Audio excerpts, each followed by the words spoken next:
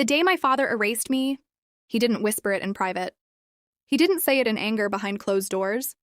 He stood under crystal chandeliers, raised a glass of champagne, and announced to an entire room full of guests, "I no longer have a daughter." The music stopped. Forks froze midair, and every pair of eyes turned to me. I was standing 3 steps away from him, wearing the dress he once said made me look like my mother. The same mother he buried 5 years ago. I remember the sound of my own heartbeat. Louder than the orchestra, louder than the gasps. He didn't look at me when he said it. He looked at his new wife, and then he added something worse. "She is not my blood." That sentence shattered more than my name. It shattered my identity, because I had spent 22 years believing I was his pride, his only child, his legacy. But that night, in front of investors, relatives, strangers, he erased me like I was a typo in his perfect life. I walked out of that mansion with nothing but my phone and humiliation burning in my chest. But what he didn't know, what no one in that room knew, was that 3 weeks later, we would meet again. Not at a party, not at his house, but in a courtroom. And when the judge opened the sealed envelope, the entire courtroom would fall silent, including my father. The night my father erased me, I used to believe a father's love was unbreakable, unshakable, unconditional. I was wrong. The night my father announced I was no longer his daughter didn't begin with screaming. It didn't begin with accusations. It began with music. Soft violin notes floating beneath chandeliers made of imported crystal. The kind of lighting that makes lies look elegant. I was standing near the grand staircase of our mansion, wearing a silver dress he once told me reminded him of my mother. I remember smoothing the fabric over my hands, nervous but proud. I had spent 2 years working in his company. 2 years proving I was worthy of his empire. Tonight was his biggest celebration yet, a merger that would double his power. And I was ready to stand beside him. At 22, I thought I understood the world. I thought loyalty guaranteed protection. The ballroom was filled with politicians, investors, distant relatives, people who only showed up when money was involved. Cameras flashed. Champagne glasses clinked. My stepmother Elise floated through the room in white silk, greeting everyone like a queen receiving tribute. She smiled at me once. It didn't reach her eyes. Elise had entered our lives 6 months after my mother's funeral. 6 months. That was all it took for my father to replace 23 years of marriage with a woman 12 years younger than him. She called me sweetheart in public. In private, she called me temporary. I didn't understand what she meant back then. I do now. The orchestra softened. My father walked to the center of the room, tall, composed, impeccable in his tailored black suit. The same commanding presence that built his empire from nothing. The same voice that used to read me bedtime stories when I was little. He raised his glass. "Thank you all for coming," he began, his tone warm, controlled. Applause followed. I felt pride swell in my chest. That's my father. Then Elise stepped beside him and placed a gentle hand on his arm.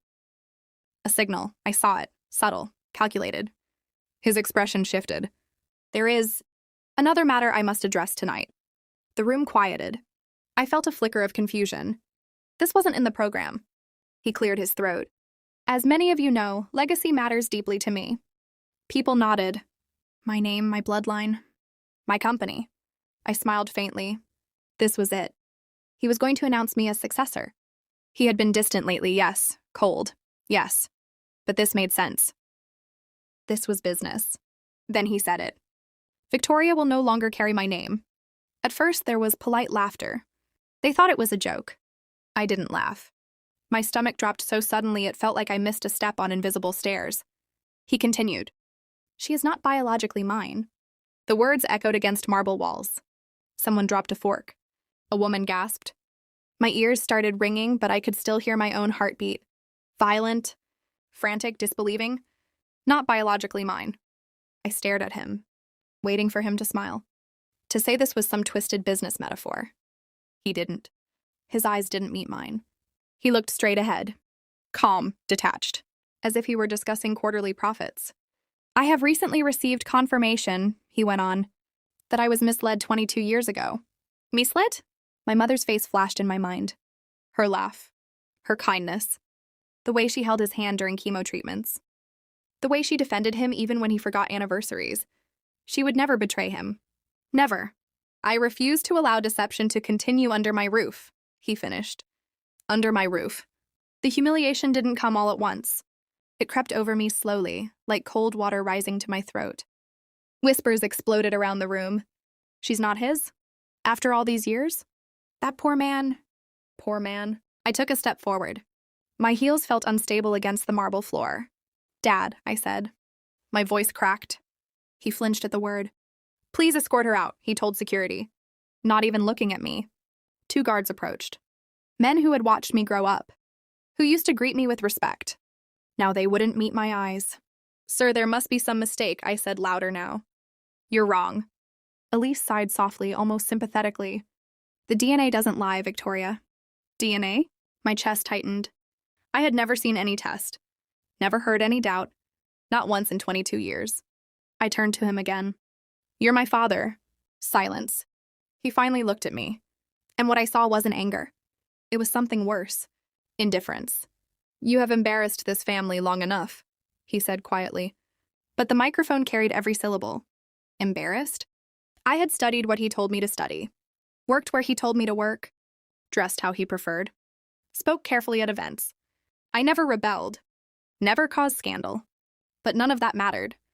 Because in that moment, he had decided blood was thicker than memory.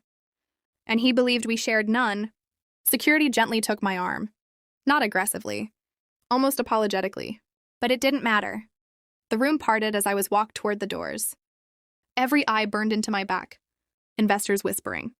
Relatives staring. Phones subtly recording. I wasn't just being removed from a party. I was being erased from a legacy. As the doors opened, cool night air hit my face. And my phone vibrated. Once, twice, 3 times. I pulled it out with shaking fingers. Bank notification. Account access suspended. Company email disabled. Authorization revoked. He hadn't just disowned me emotionally. He had prepared this legally. My key card wouldn't work anymore. My name would be removed from documents by morning. I was no longer Victoria. I was just Victoria, standing alone outside the gates of the only home I had ever known. The doors shut behind me.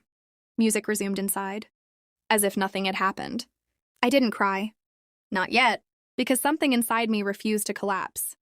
If he believed a piece of paper could erase 22 years, if he believed my mother had lied, then there was only one question left. Why now? Why announce it publicly?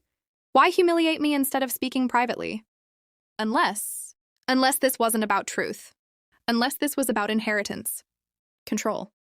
Elisa. I turned back toward the glowing windows of the mansion. And for the first time in my life, I didn't see my father as a hero. I saw him as a man who was afraid of something. And I promised myself one thing that night. If he wanted to erase me, I would make sure the world learned the truth, even if I had to drag it into a courtroom.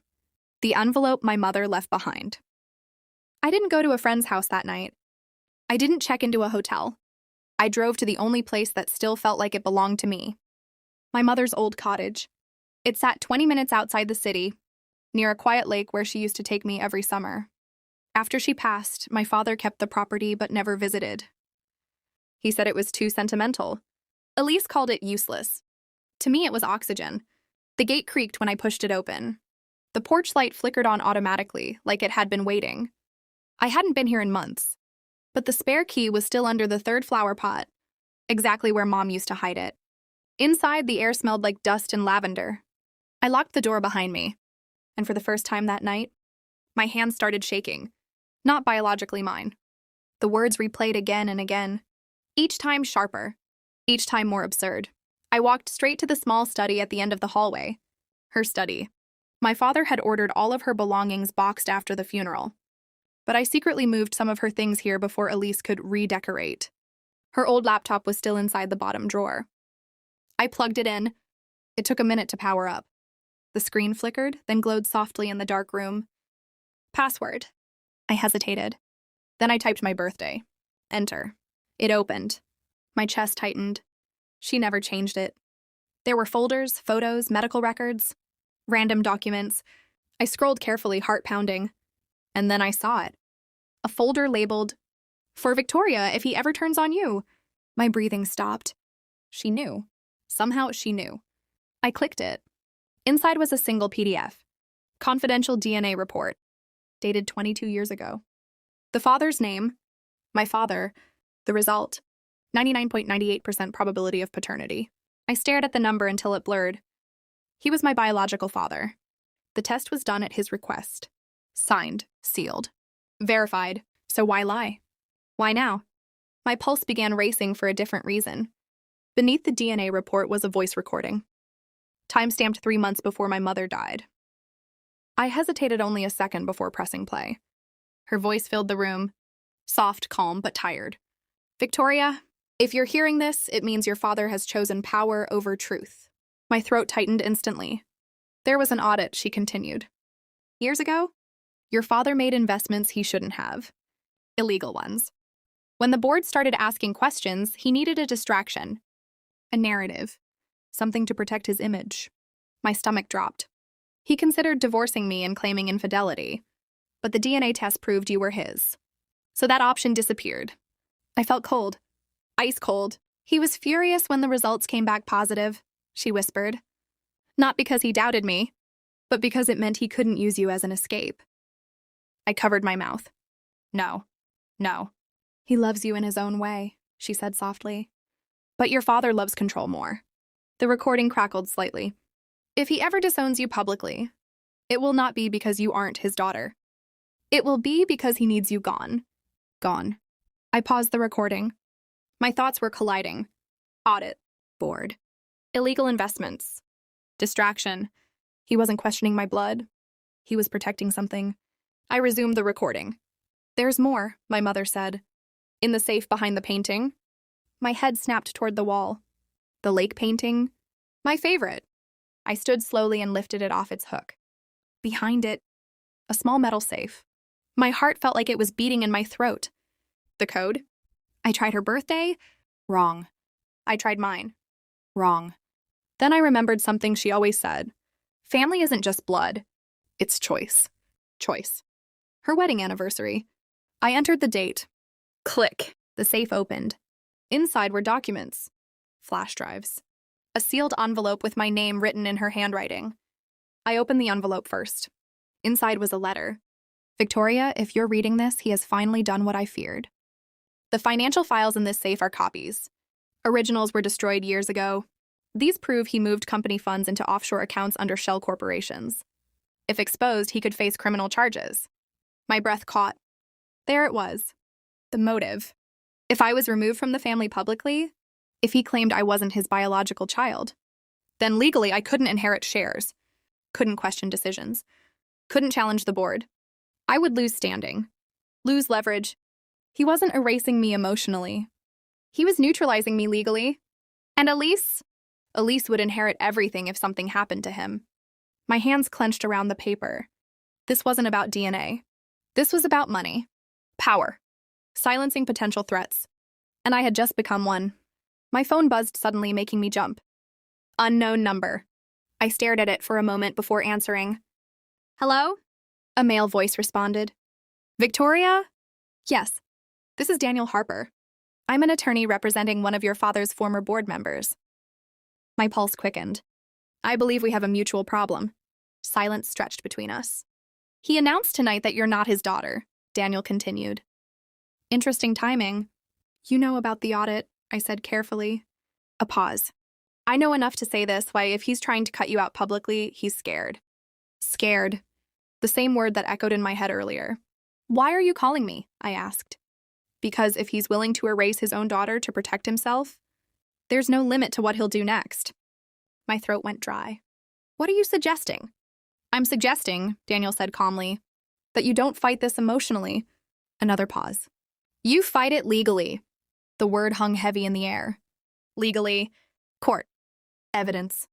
Truth under oath. You have something, don't you? He asked. I looked at the open safe. At the flash drives. At the documents. Yes, I whispered. Good, he replied. Then let's make sure the next time he stands in a room full of people... He stopped. He won't control the narrative. I ended the call slowly. The cottage felt different now. Not like a place to grieve. Like a war room. My father thought he humiliated me. He thought he cut me off. But what he really did was push me toward the truth my mother protected for years. I looked down at the DNA report again. 99.28%. He knew I was his. He always knew. Which meant when he looked at me in that ballroom and chose to erase me, it wasn't doubt. It was strategy. And if he wanted a performance, I would give him one. But mine would be under oath. The lawsuit that shook his empire. The lawsuit was filed exactly 9 days after the party. 9 days of silence. 9 days where my father pretended I didn't exist. The media, however, did not. Headlines exploded across the city. Business tycoon disowns daughter over paternity doubts. Family scandal behind corporate expansion. They painted him as a betrayed man, a victim. Elise even gave a short, carefully rehearsed statement outside the company headquarters. My husband is devastated, she said softly to cameras. No father deserves that kind of deception. Deception. I watched it from the cottage television and felt something inside me finally harden. Good. Let them talk. Because on the 10th morning, I filed a petition in civil court. Defamation, emotional distress, fraudulent disinheritance, corporate misconduct. And attached to it, the original DNA report, signed by him, dated 22 years ago. Verified proof that he had known the truth from the beginning. By noon, his legal team had received the notice. By evening, he called me. I stared at his name flashing across my phone. For a moment, I almost didn't answer, but I did. His voice was calm. Too calm. Victoria? No, sweetheart. No hesitation. You've made a mistake, he said. I don't think I have, I replied evenly. A pause. You don't understand what you're doing. I understand perfectly. His tone sharpened slightly. You are jeopardizing everything. Everything. His empire. His reputation. His image. I'm not the one who lied, I said quietly. Silence stretched. Then, where did you get that report? There it was. Not denial. Concern. My mother kept copies, I said. He inhaled slowly. You should not have involved outsiders. You involved the entire city when you humiliated me, I replied. Another silence. Then he said something unexpected. You could have handled this privately. I almost laughed. Like you did? His voice dropped lower. If you continue this, there will be consequences. A threat. Subtle, but unmistakable. For who? I asked. He didn't answer. He hung up. That night, Daniel came to the cottage with more information. He laid documents across the dining table, transaction trails, offshore accounts, shell companies registered under names that led back to Elise's relatives. It's bigger than we thought, he said. How bad? I asked. If exposed fully? Criminal charges. Tax evasion at minimum. Possibly embezzlement. My stomach tightened. This wasn't just about clearing my name anymore. This could destroy him. And despite everything, that realization hurt, because somewhere beneath the betrayal, he was still my father. Daniel studied my face carefully. You're hesitating. I'm thinking. About him? Yes. He nodded slowly. Victoria, he didn't hesitate when he erased you. That landed harder than I expected. Daniel continued. The court hearing is set for 3 weeks from now. He'll try to settle before that. And if he does, don't accept anything without full admission of truth. Full admission. Public. On record. The next few days were chaos. Reporters camped outside the company building. Board members began distancing themselves from him. Stock prices dipped. And then, he made his move. A settlement offer arrived through his lawyers. Confidential payout. Reinstated inheritance. Public statement saying there had been a misunderstanding. No admission of lying. No mention of the DNA test. No accountability. Just money. I read the offer twice, then slid it back across the table to Daniel. No. He raised an eyebrow slightly. You're sure? He stood in front of hundreds of people and said I wasn't his daughter. My voice stayed steady. I want him to stand in front of a judge and admit he was. Daniel nodded. Then we go to court. The pressure intensified after that. Anonymous emails warning me to withdraw. Old classmates suddenly reaching out just to check in. Even Elise tried calling once. I didn't answer. But she left a voicemail. You're being manipulated, she said softly. Your father only wanted to protect you. Protect me? From what? The truth? Or his crimes? 2 nights before the hearing, I received something unexpected. A A package. No return address. Inside was a single photograph. It showed my father and Elise meeting with a man I didn't recognize. On the back of the photo was written, "Check the Cayman transfers, April 12th. Daniel ran the date. It matched a massive transfer from company reserves into a shell account. The signature authorization? Elise's, but approved by my father. They weren't just protecting wealth. They were moving it, preparing for something. The courtroom date was approaching fast, and suddenly I understood something chilling. If he lost this case, the investigation would widen. If the investigation widened, everything could collapse, which meant he had more to lose than pride. He had freedom to lose, and powerful men cornered by exposure do desperate things. The night before court, I stood alone outside the cottage, staring at the lake. The water was still, too still. I thought about the little girl who used to sit on this dock with her father, feet dangling over the edge, believing she was safe. That girl was gone. In her place stood someone else. Someone who understood that love without truth is just control wearing a softer mask. Tomorrow, I wouldn't be walking into court as a victim. I would be walking in as evidence.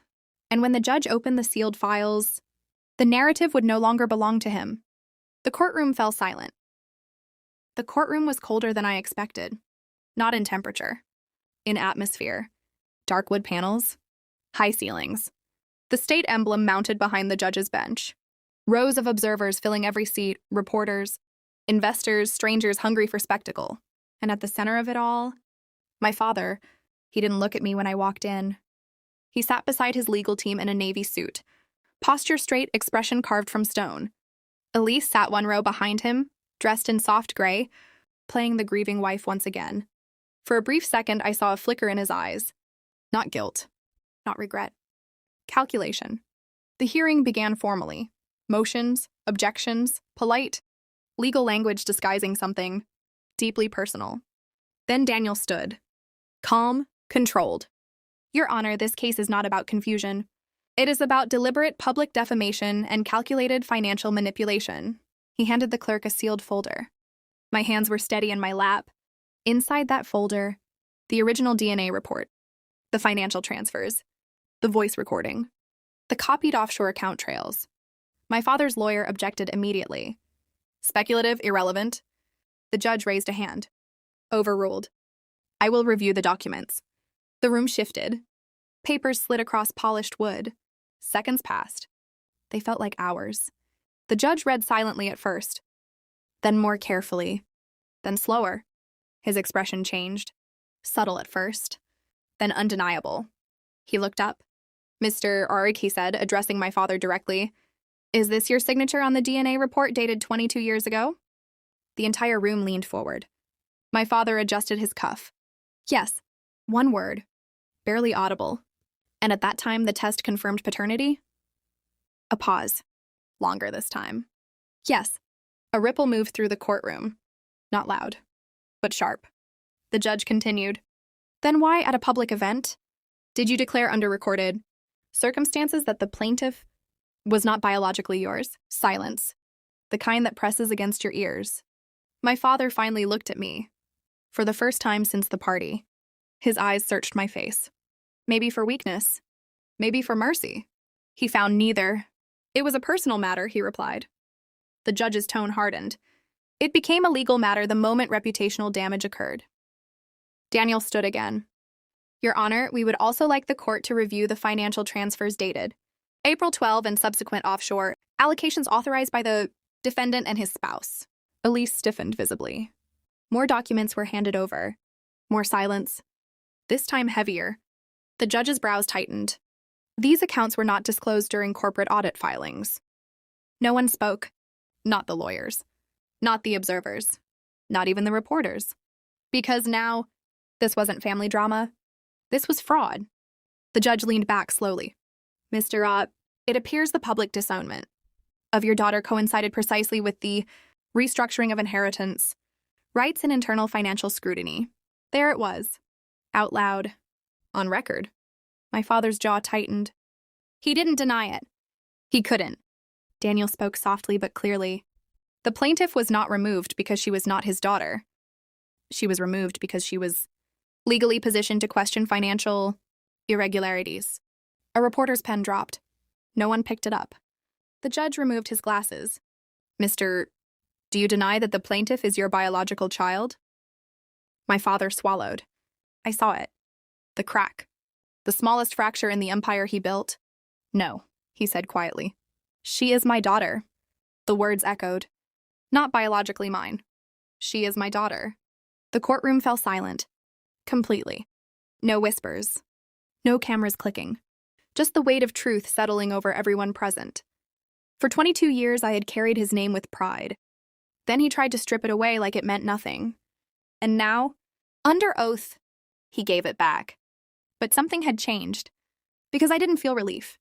I felt clarity. The judge spoke again. This court finds sufficient evidence to proceed with formal financial investigation. Additionally, the plaintiff's claim of defamation stands, validated by documented contradiction. Gasps. Low. Controlled. But real. My father closed his eyes briefly. Not in shame. In realization, he had lost control of the narrative. Outside the courthouse, cameras exploded in flashes. Reporters shouted questions. But I didn't stop. I didn't smile. I didn't celebrate. Because this wasn't victory in the way people imagine it. Revenge isn't screaming. It isn't chaos. It's calm. It's truth spoken in a room where lies once ruled. As I reached the courthouse steps, Daniel walked beside me.